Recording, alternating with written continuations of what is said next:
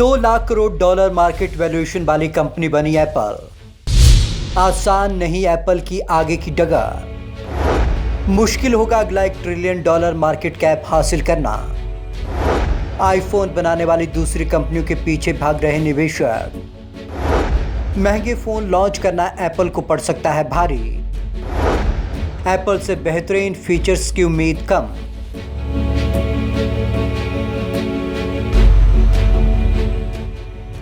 Apple ने एक बार फिर से नया रिकॉर्ड हासिल किया है। 2 साल पहले इस कंपनी ने $1 ट्रिलियन के मार्केट कैपिटलाइजेशन को हासिल किया था।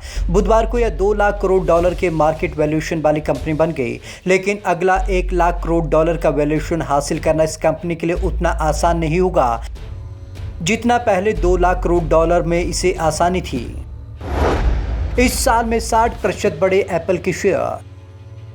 अब तक इस साल में इस कंपनी के शेयर करीब 60% ऊपर चल रहे हैं और इसमें सेफ्टी प्रीमियर के चलते इतनी बड़ी टेक कंपनी आगे भी अच्छा काम करने वाली है। हालांकि निवेशक अब एप्पल के अलावा दूसरी कंपनियों के शेयरों को तरजीह दे रहे हैं। निवेशक अब आईफोन बनाने वाली एप्पल के अलावा दूसरी टेक्नोलॉजी आधारित कंपनियों जैसे कि अमेज़न, फेसबुक और गूगल पेरेंट्स अल्फाबेट के शेयरों के पीछे लगे हुए हैं।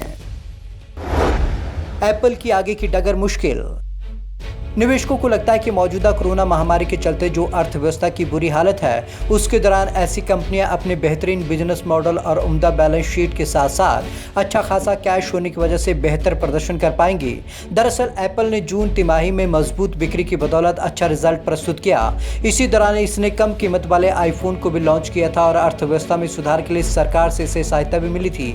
लेकिन इसकी आगे की राह थोड़ी अनिश्चितता वाली है। एप्पल से उम्मीदें और बढ़ गई।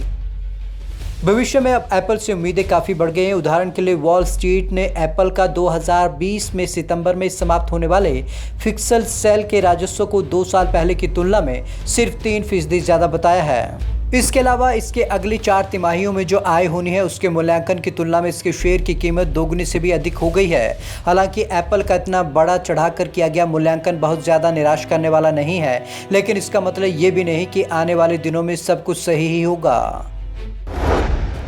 महंगे फ़ोन की खरीदी पर होगा असर।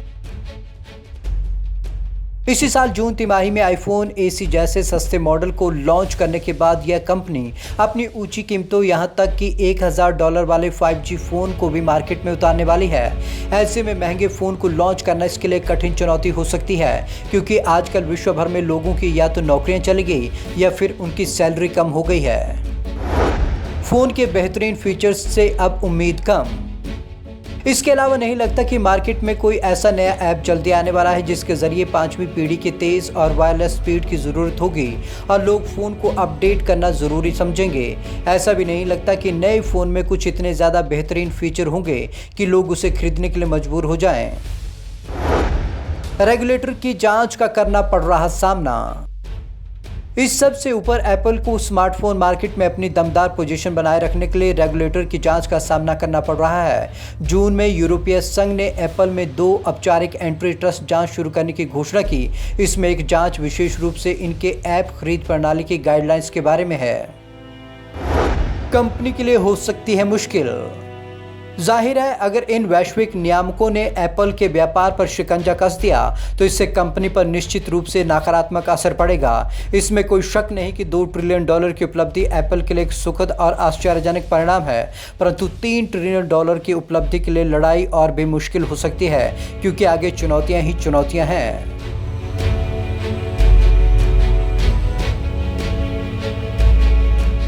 Bureau report, Punjab Kesari TV, Chandigarh.